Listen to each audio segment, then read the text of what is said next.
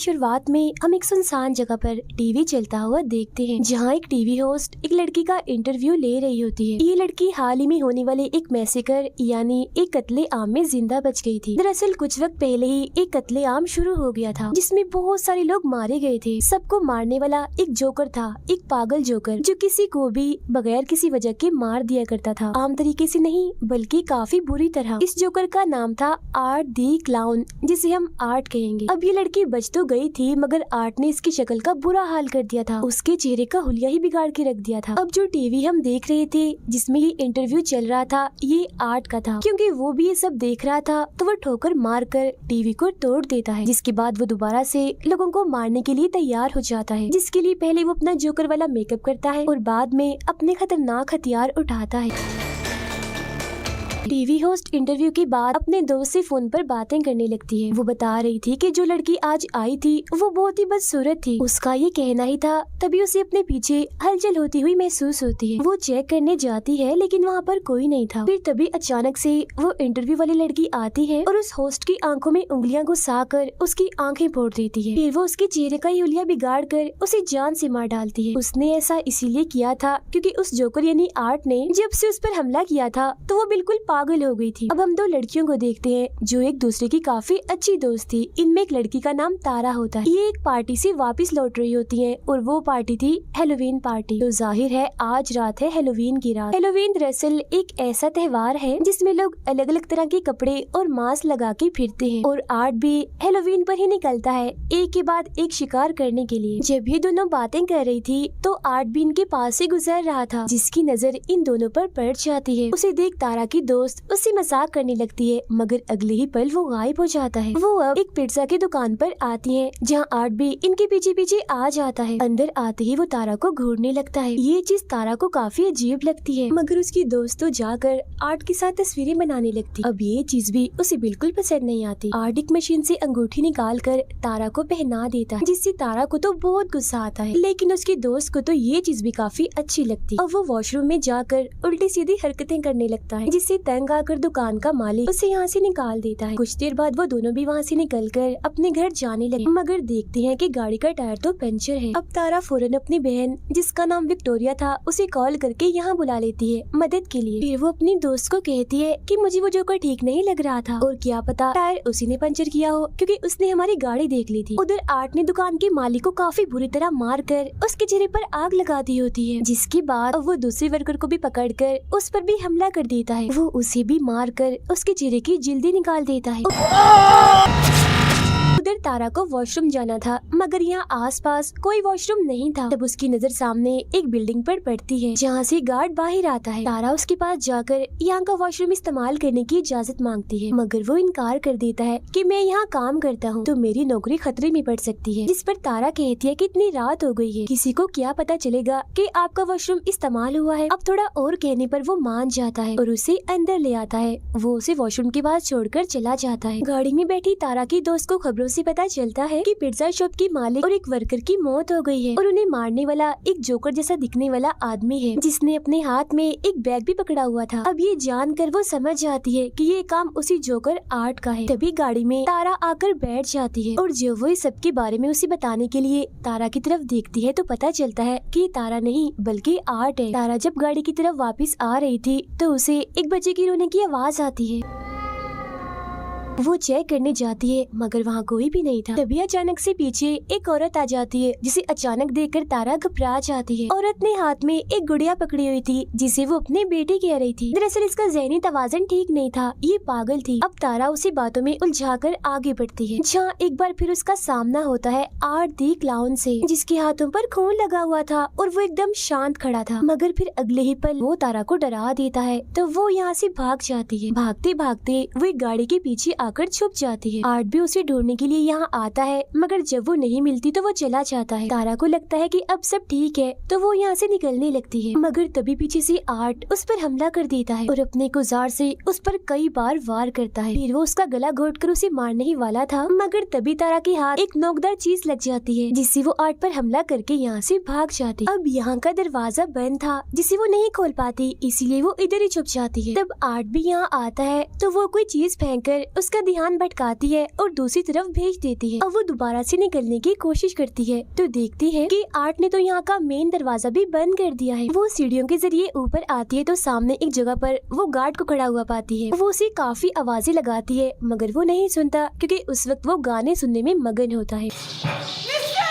अब उसकी आवाज सुनकर आर्ट वहाँ आ जाता है और पीछे से उसे पकड़कर गले में इंजेक्शन लगाकर बेहोश कर देता है। अगले सीन में जब तारा को होश आती है तो वो खुद को एक कुर्सी पर बंधा हुआ पाती है। उसके मुंह पर भी टेप लगी हुई थी। उसके पास ही में आर्ट भी बैठा होता है और जब वो देखता है कि तारा को होश आ गई है तो वो उसे अपने हथियारों से डराने लगता है। फिर वो लाता है एक आरी और सामने का पर्दा हटाता है जहाँ उसने तारा की दोस्त को उल्टा लटकाया हुआ था, क्योंकि गाड़ी में जब वो उसके साथ आकर बैठा था तो उसने तभी उसे पकड़ लिया था। अब वो यहाँ बेरहमी की सारी हदें ही पार कर देता है। वो आरी से उसका पेट ही काट कर 2 हिस्सों में बांट देता है। अपनी दोस्त का इतना बुरा हाल देखकर तारा की तबीयत भी खराब होने लगती है, मगर फिर वो हिम्मत करती है और काफी कोशिश करने के बाद खुद को छुड़वा लेती है। वो उसी के हथियार से आर्ट पर हमला करके यहाँ से भाग जाती है। आर्ट भी उसके पीछे पीछे जाकर ढूंढने लगता है मगर वो पीछे से आकर एक बार फिर उस पर हमला कर देती है। वो उसे काफी देर तक मारती रहती है। अब जब गेम उल्टी पड़ रही थी यानी तारा उस पर भारी पड़ रही थी तो वो यहाँ पर बेईमानी करता है। वो हाथों से नहीं लड़ता, वो करता है गन का इस्तेमाल। वो गोली पहले उसकी टांग पर मारता है और बाद में उसके चेहरे पर, जिससे वो काफी जख्मी और अधमरी हो गई थी। अब गन में गोलियां खत्म हो गई थी, इसलिए जब वो गोलियां लेने जाता है तो यहाँ उसे तारा का मोबाइल मिलता है जिस पर तारा की बहन विक्टोरिया का मैसेज आया होता है कि मैं बिल्डिंग के बाहर आ गई हूँ। तब आर्ट तारा बन के मैसेज करता है और पीछे के दरवाजे से अंदर आने का कहता है। ऐसा करने के बाद वो तारा की दोस्त की लाश के साथ तस्वीर बनाता है और लाश की हालत का हम बड़ा ही बुरा हाल देखते हैं, पूरी चिरी हुई 2 हिस्सों में बटी हुई। अब वो जाता है तारा के पास और उस पर भी अंधाधुंध गोलियां चलाकर उसे मार डालता है। वो पागल औरत भी यहीं खड़ी हुई थी और उसे ऐसा करता हुआ देख रही थी। ये सब देखकर वो जाती है गार्ड के पास और उसे सारी सूरत-ए-हाल समझाने की कोशिश करती है, मगर वो उसकी बातों का यकीन नहीं करता। फिर वो नीचे जाकर किसी को फोन करने लगता है, मगर तभी यहाँ आर्ट आकर हथौड़ी से उस पर हमला कर देता है। पागल औरत देखती है कि उसका बच्चा जो वो गुड़िया थी वो गायब है, मगर अगले ही पल उसे आर्ट दिखता है जिसके हाथ में वो अपने बच्चे को देखती है। वो उसके पास जाकर पूछती है, क्या तुम्हें जरा भी इंसानियत नहीं है, जरा भी ममता नहीं है, तुम्हें बच्चों पर भी रहम नहीं आता? ये कहकर वो आर्ट को अपने साथ लगा लेती है जैसे वो कोई बच्चा हो, और वो भी बिल्कुल ऐसी एक्टिंग करता है जैसे वो सचमुच का बच्चा ही हो।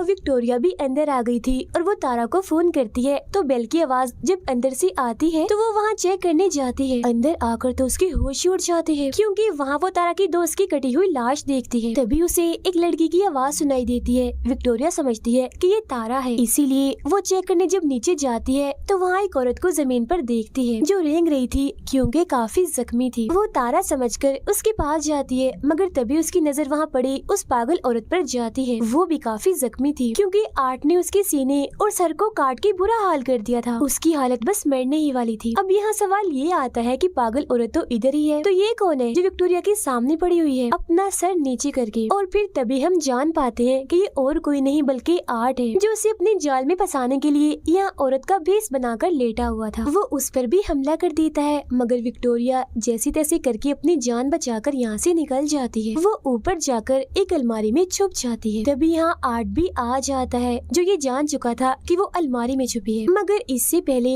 वो विक्टोरिया के साथ कुछ करता उसे हॉर्न की आवाज आती है जिसे चेक करने के लिए वो यहाँ से निकल जाता है। बाहर दरअसल आया था उस गार्ड का साथी जिसे अंदर आना था। वो कारपेट हटाता है तो वहाँ चाबी पड़ी हुई थी। तब दरवाजा खोलकर वो अंदर आ जाता है। वहाँ उसे खून के निशान दिखते हैं जो जाहिर है काफी अजीब था, मगर इससे पहले वो कुछ समझ पाता आर्ट पीछे से आकर एक नोकदार चीज से उसके सर पर वार कर देता है। फिर वो उसका गला काट कर धड़ से ही अलग कर देता है।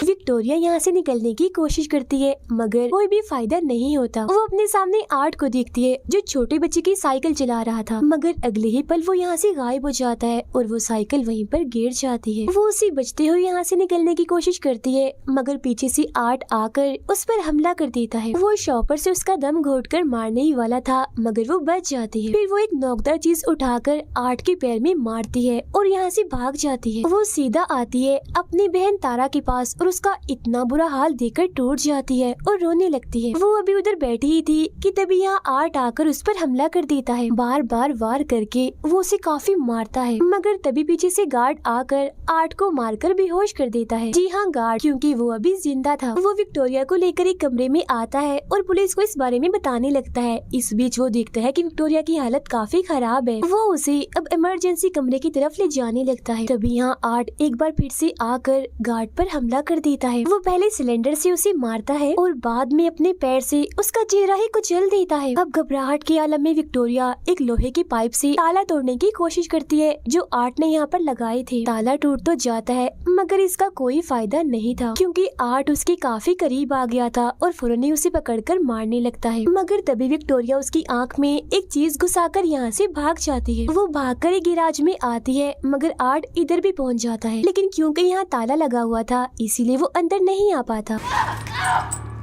अब इतनी ही देर में पुलिस भी यहाँ पहुँच चुकी थी, लेकिन इससे पहले विक्टोरिया पुलिस के पास जाती आर्ट गाड़ी से गैराज का दरवाजा तोड़कर अंदर घुस आता है। अब क्योंकि वो गाड़ी से टकरा गई थी इसीलिए बेहोश होकर नीचे गिर जाती है। फिर जब तक पुलिस यहाँ आती है तो तब आर्ट विक्टोरिया का चेहरा नोच नोच कर खा रहा था। अब पुलिस आर्ट को सरेंडर यानी हथियार डालने का बोलती है, मगर वो अपने मुँह में गन रखकर खुद को ही गोली मार लेता है। अब पुलिस को पता चलता है कि विक्टोरिया मरी नहीं है, बल्कि अभी वो जिंदा है, बस काफी जख्मी है। इसके बाद सबकी लाशों को हॉस्पिटल ले जाया जाता है और जब डॉक्टर आर्ट की लाश को देखता है तो उसे काफी अजीब लग रहा था, क्योंकि मरने के बाद भी वो मुस्कुरा रहा था। तभी यहाँ बिजली खराब होने लगती है और आर्ट उठ जाता है, उस डॉक्टर को गले से पकड़ लेता है, क्योंकि वो मरा नहीं था बल्कि जिंदा था। इसका मतलब यही था कि अब वो लोगों को मारने का सिलसिला अब इस हॉस्पिटल से करेगा।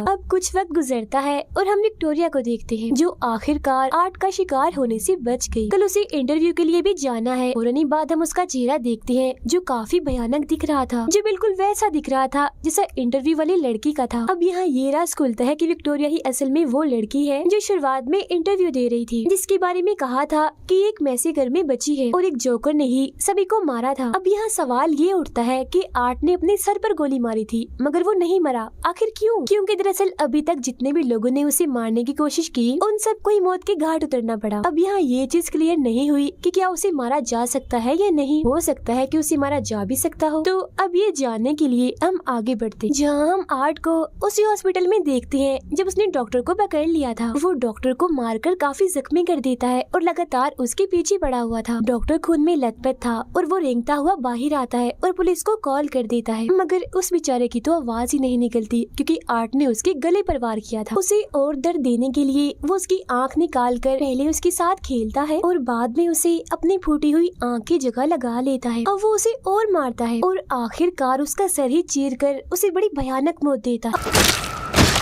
अब वो जाता है एक लॉन्ड्री में, जहाँ एक आदमी सो रहा था। वो अपने कपड़े धोने के लिए मशीन में डालता है और फिर तभी यहाँ वो एक अजीब सी बच्ची को देखता है जो बिल्कुल उसकी तरह ही पागल और हद से ज्यादा अजीब थी। बिल्कुल आर्ट जैसी ही हरकतें कर रही थी और तो उसने अपना मेकअप भी आर्ट जैसा ही किया हुआ था। दोनों एक दूसरे को देखकर काफी खुश हो जाते हैं और साथ में खेलने लगते हैं। तभी वो आदमी जाग जाता है और देखता है कि आर्ट अकेला ही तालियां बजा रहा है, मतलब कि वो बच्ची सिर्फ आर्ट को ही दिखाई दे रही। अब आर्ट अपने कपड़े पहनकर यहाँ से जाने लगता है, जहाँ उसने उस आदमी को भी मार दिया होता है, उसके सर में चाकू घुसाकर। इसके बाद हमें दिखाई जाती है एक लड़की जिसका नाम सियाना है। वो अपने लिए एक खास किस्म का परियों वाला सूट बना रही थी, क्योंकि कल ही है हेलोवीन। अब सियाना अपने मोम और भाई के साथ खाना खा रही थी, जहाँ उसका भाई कहता है कि मैं कल हेलोवीन में आर्ट जैसे कपड़े पहनूंगा, जिस पर सियाना और उसकी मोम मना कर देती है कि नहीं, आर्ट अच्छा जोकर नहीं है। उसने पिछले साल 9 से 10 लोगों की जान ली थी बड़ी बेरहमी से। खाना खाने के बाद सियाना अपनी मॉम से अपने भाई के बारे में बात कर रही होती है कि वो काफी अजीब होता जा रहा है। He was looking up serial killers. साथ ही इनकी बातों से हमें पता चलता है कि सियाना के डैड अब नहीं रहे। सियाना का भाई इंटरनेट पर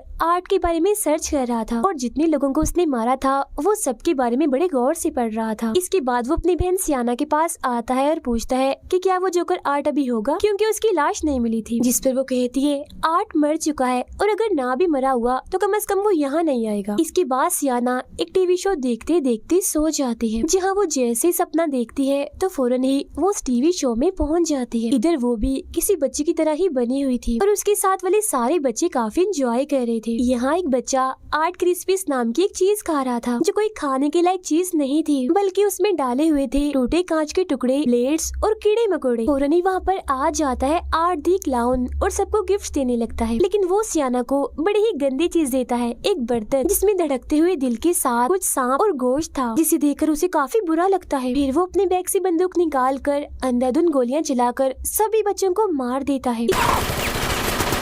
इस बीच सियाना भी जख्मी हो गई थी मगर जिंदा थी। वो आगे बढ़ती है तो आर्ट उस पर आग फेंकता है, तो वो एक बॉक्स में से तलवार निकालकर आगे कर देती है, जिससे आग उसका कुछ बिगाड़ नहीं पाती। असल में ये तलवार काफी ताकतवर थी जो सियाना को उसके डैड ने दी थी। अब इतना भयानक सपना देखकर वो डरते हुए अचानक से जाग जाती है और देखती है कि सच में उसके सामने वाले टेबल और टीवी पर आग लग चुकी है। तब उसकी मॉम जल्दी से यहाँ आकर आग बुझाती है। सब कुछ नॉर्मल होता है तो सियाना की मॉम उससे पूछती है कि तुमने जलती हुई मोमबत्तियाँ टेबल पर क्यों छोड़ी, जिस पर वो कहती है मॉम मैंने तो मोमबत्तियों को जलाया तक नहीं था। सियाना अपने कमरे में जाकर उस तलवार को देखती है, जहाँ वो बिल्कुल ठीक पड़ी थी, उसे कुछ भी नहीं हुआ था। उधर आर्ट हेलोवीन की तैयारी कर रहा था, मतलब वो तेजधार हथियार बना रहा था मैसेकर करने के लिए। वो अजीब बच्ची जो उसके साथ ही टीवी चलाती है और वही शो देखने लगती है जिसमें टीवी होस्ट विक्टोरिया का इंटरव्यू ले रही थी, जिसके बाद हमने देखा था कि आर्ट ने ठोकर मारकर टीवी तोड़ दिया था। तो यहाँ भी वो ऐसा ही करता है क्योंकि ये वही सीन है। स्कूल में सियाना का भाई और उसके दोस्त एक मरे हुए चूहे को देख रहे थे, तभी यहाँ टीचर आती है और तीनों को डांट कर क्लास में जाने का कहती है। क्लास खत्म होने के बाद जब सियाना का भाई नीचे आता है तो वो अपने सामने पाता है आर्ट और उस अजीब बच्ची को जो उस मरे हुए चूहे के साथ खेल रहे थे। उन्हें देखकर वो डरने लगता है, तभी उन दोनों की नजर भी उस पर पड़ जाती है, जो देख डरते हुए वो यहाँ से भागने लगता है। मगर रास्ते में ही एक टीचर उसे देख लेती है और वो उसे रोकने की कोशिश करती है, मगर वो नहीं रुकता। तब चेक करने के लिए वो टीचर जब अंदर जाती है तो जमीन पर मरे हुए चूहे को देखती है, जो देख उसे लगता है कि ये काम जरूर सियाना के भाई का ही है। सियाना को हम अपने दोस्तों से बातें करते हुए देखते हैं, जहाँ वो आर्ट की बातें कर रही थी और ये भी कि उस भयानक दिखने वाली विक्टोरिया ने टीवी होस्ट की आंखें फोड़ दी। अब ये सारी बातें सुनकर सियाना को काफी अजीब सा महसूस होने लगता है और वो यहाँ से उठकर चली जाती है। उसकी दोस्तें भी उसके पास आकर पूछती हैं कि आखिर बात क्या है, तुम इतनी घबराई हुई क्यों हो। जो सुन सियाना उन्हें अपने सपने के बारे में बताती है, साथ ही वो काफी डरी हुई भी थी।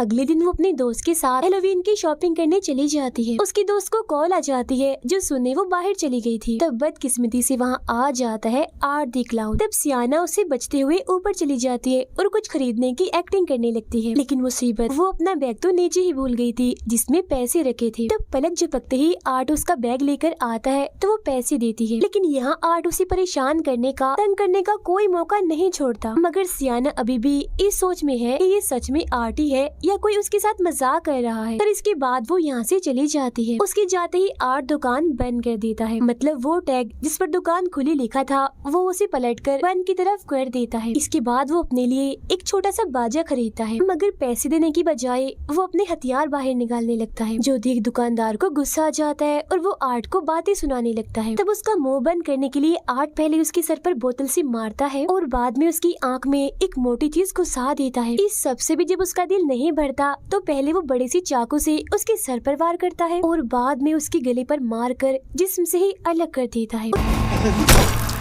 उधर सियाना जब घर आती है तो उसका भाई उसे आर्ट के बारे में बताता है कि आज मैंने उसे अपने स्कूल में देखा। वो सियाना को अपने डैड की एक किताब दिखाता है जिसमें उस बच्ची की खबर छिपी हुई थी कि 10 साल पहले ही उसकी मौत हो गई थी। उसमें आर्ट की ड्राइंग के अलावा उन सब की भी थी जो उस मैसेकर में मारे गए थे, और इन सब के अलावा एक लड़की की भी ड्राइंग थी जिसने परियों जैसे कपड़े पहने हुए थे और हाथ में आर्ट का सर पकड़ा हुआ था। उसका भाई सियाना को कहता है कि यही वो लड़की है जो आर्ट को मारेगी और मुझे यकीन है कि ये और कोई नहीं बल्कि आप ही हो। मगर सियाना उसकी बातों को यकीन नहीं करती। सियाना की दोस्त जो अपने घर से बाहर आती है तो अपने घर के सामने एक वैन खड़ी हुई देखती है जिसमें वही अजीब बच्ची बैठी हुई थी। उसे अजीब लगता है, इसीलिए वो दोबारा से अंदर आ जाती है। कुछ देर बाद आर्ट दरवाजे पर दस्तक देता है और सियाना की दोस्त के बाहर आने पर उससे कहता है कि हेलोवीन की खुशी में मुझे कुछ खाने को दो। वो कहती है कि खाने की चीजें सिर्फ बच्चों के लिए होती है, बड़ों को कुछ नहीं मिलता। ये कहकर वो दरवाजा बंद कर देती है। मगर जब दोबारा आर्ट दरवाजे पर दस्तक देता है तो तंग आकर वो उसे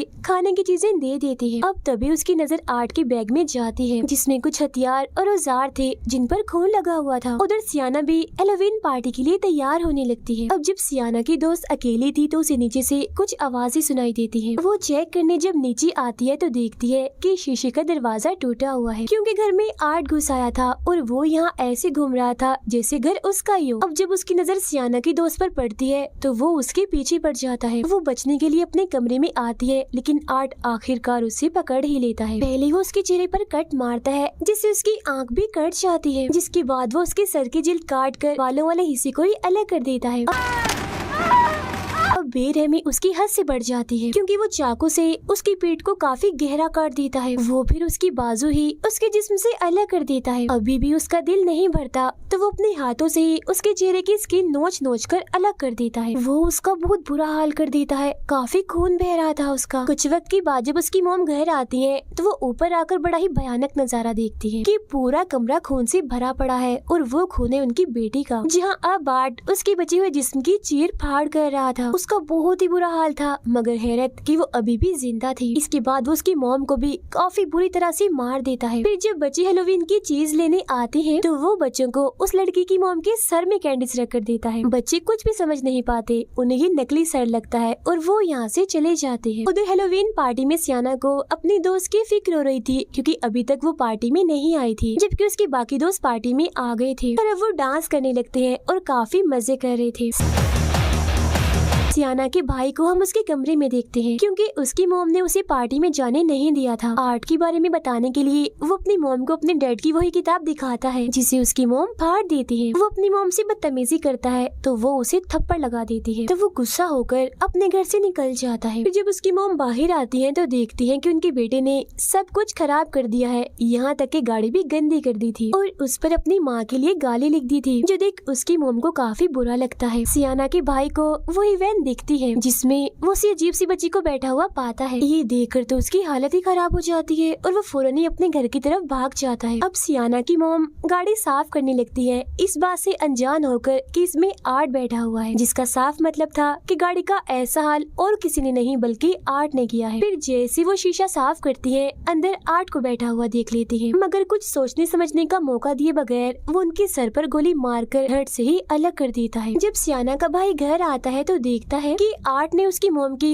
बड़ी बुरी हालत कर दी है, उनके चेहरे का हुलिया ही बिगाड़ दिया है। जिसके बाद आर्ट सियाना के भाई को भी पकड़कर बेहोश कर देता है और अपने साथ ले जाता है। पार्टी में डांस करते करते सियाना को वही अजीब बच्ची दिखती है जो उसे ही घूर रही थी, जो देख उसकी हालत खराब हो जाती है। वो काफी डर गई थी। इस वजह से सियाना के साथ साथ उसके दोस्तों को भी पार्टी छोड़कर यहाँ से जाना पड़ता है। सब नॉर्मल होने के बाद जब सियाना गाड़ी में बैठी थी तो उसके पास उसके भाई की कॉल आती है जो कहता है कि मैं एक पार्क में हूँ, मुझे तुम्हारी मदद चाहिए, तुम जल्दी से आ जाओ इधर। ये असल में और कोई नहीं बल्कि वही अजीब बच्ची थी क्योंकि सियाना का भाई तो बेहोश था और वो आर्ट के साथ ही थी। वो तो बस आवाज बदलकर सियाना से बात कर रही थी। कुछ वक्त के बाद वो लोग उस पार्क के पास पहुंच जाते हैं जहां सियाना अपने भाई को ढूंढने के लिए अंदर जाती है। तभी उसे अपने भाई का मैसेज आता है कि मैं टेरिफायर में फंस चुका हूँ, यानी एक भूत बंगले में। तब उसे ढूंढने के लिए सियाना अंदर जाती है। गाड़ी में सियाना का दोस्त किसी वजह से बाहर आता है मगर तभी आर्ट उसे चाकू घुसाकर मार देता है। फिर वो उसके दोस्त को भी पकड़कर अपने साथ ले जाने लगता है मगर वो आर्ट को टांग मारकर जैसी तैसी बच जाती है और यहाँ से भाग जाती है। भागते भागते वो एक ऐसे कमरे में जाती है जहाँ चारों तरफ दीवारों पर खून लगा हुआ था। तभी इधर आर्ट भी आ जाता है और उसके चेहरे पर तेजाब डाल देता है जिससे उसका सारा चेहरा जलकर झुलस जाता है। चेहरे का बुरा हाल हो जाता है। फिर वो अपने तेज कीलों वाले हथियार से बार बार उसे मारकर बची हुई कसर भी पूरी कर देता है और उसे भी बड़ी बेरहमी वाली मौत देता है। तभी यहाँ सियाना भी आ जाती है और अपने दोस्त की इतनी बुरी हालत देखकर काफी डर जाती है। इधर आर्ट भी खड़ा था मगर इससे पहले वो सियाना को मारता पीछे से आ जाता है उसका भाई, जिसे देखकर सियाना यहाँ से भागने का कहती है और फिर आर्ट की टांग में एक लकड़ी घुसा देती है मगर बेचारी की किस्मत खराब थी, वो उल्टा उसी से ही पिट जाती है। आर्ट उसे इधर उधर पटक पटक कर काफी मारता है। सियाना का भाई जब यहाँ से भाग रहा होता है तो तभी आर्ट उसे पकड़ लेता है और बुरी तरह उस पर वार करने लगता है। फौरन इधर सियाना आती है और कई बार आर्ट को मारकर उसे जख्मी कर देती है और अपने भाई को लेकर यहाँ से भाग जाती है। लेकिन आर्ट उनका पीछा करते करते यहाँ भी आ जाता है। वो एक बार फिर सियाना के भाई को कैंची वाली तलवार से पीटने लगता है। सियाना उसे बचाने की कोशिश तो करती है मगर खुद भी काफी पीट जाती है। उसके जिस्म के अलग अलग हिस्सों पर कट लग जाते हैं जिससे जाहिर है उसे काफी तकलीफ होती है, मगर किसी तरह दर्द बर्दाश्त करके वो आर्ट से उसका हथियार छीन लेती है। जहाँ अब बाजी पलट जाती है क्योंकि अब वो आर्ट को बुरी तरह मार रही थी।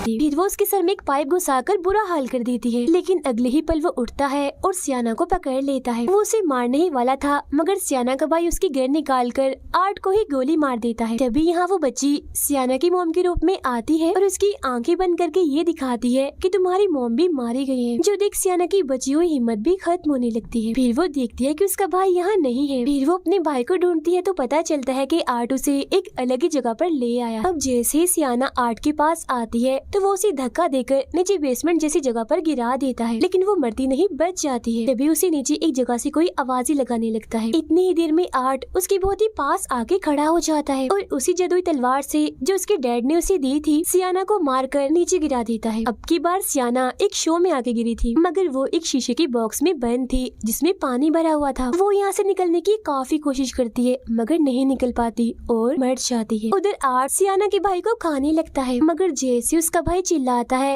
तो उस तलवार में एक जादुई रोशनी जलती है जिससे सियाना भी वापस से जिंदा हो जाती है। जिसके बाद वो गुस्से में भरे उस बॉक्स से बाहर आकर अपने डैड की तलवार से आर्ट पर हमला कर देती है और उसका सर ही धड़ से अलग कर देती है। और अब आखिरकार जाकर उस पागल जोकर आर्ट की मौत हो जाती है जिससे वो दोनों भी खुश हो जाते हैं और सुकून की सांस लेते हैं। मगर तभी इधर वो अजीब सी बच्ची आती है और आर्ट का सर उठाकर ले जाती है। इसके बाद हम एक हॉस्पिटल का सीन देखते हैं जहाँ विक्टोरिया, जिसका चेहरा काफी भयानक था, वो एक जगह पर बैठी होती है। कुछ वक्त के बाद वो आर्ट की सर को पैदा करती है बच्चे की तरह और उसे चाटने लगती है। आवाजें सुनकर नर्स जब वहाँ आती है तो वो डर जाती है ये देखकर कि उसकी गोद में आर्ट का सर है। साथ ही विक्टोरिया इधर काफी डरावना हंसने लगती है जैसे अब आर्ट की आत्मा उसमें आ गई हो। इसी के साथ ही इस फिल्म के दोनों पार्ट्स यहीं पर ही खत्म हो जाते हैं।